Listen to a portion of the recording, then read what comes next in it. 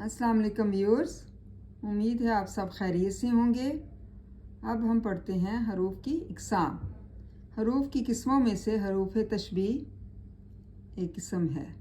वो हरूफ हैं जो एक चीज़ किसी दूसरे की चीज़ के मुशाबा या मानिंद करार देने के लिए इस्तेमाल होते हैं।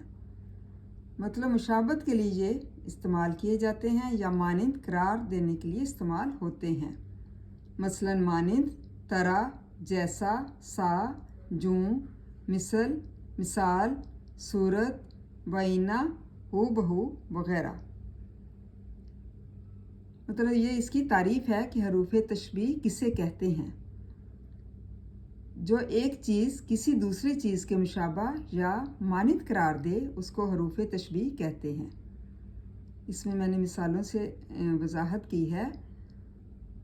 मानिंद, तरह, जैसा, सा, जूं, मिसल, मिसाल, सूरत, बैना, हूबहू वगैरह। अक्सर हमने किताबों और तहरीरों में इनका इस्तेमाल देखा है। इनकी पहचान भी ज़रूरी है। मतलब किताबों में और तहरीरों में तो हम देखते हैं, लेकिन हमें इनकी पहचान से ही पता चलता है कि ये हरूफ तशबीह हैं।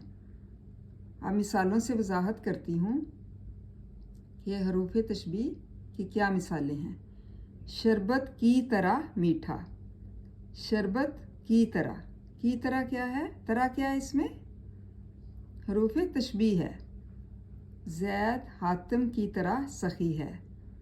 तरह फिर इसमें दोबारा क्या आ गया? हरूफ तशबीह। बकर शेर जैसा बहादुर है। जैसा क्या है? हरूफ तशबीह। शमीम तोते की मानिंद रटता है। मानिंद क्या है? हरूफ तशबीह। मतलब तशबीह दी गई है इन मिसालों में कि शरबत की तरह मीठा, ज़ैद हातिम की तरह सखी है, बकर शेर जैसा बहादुर है, शमीम तोते की मानिंद रटता है। मतलब मानिंद रटता है। इसमें ये सब तशबीह की मिसालें दी गई हैं। उम्मीद है आपको अच्छी तरह इसकी समझ आ गई होगी कि हरूफ तशबीह किसे कहते हैं। थैंक यू एंड जज़ाकल्लाह खैर।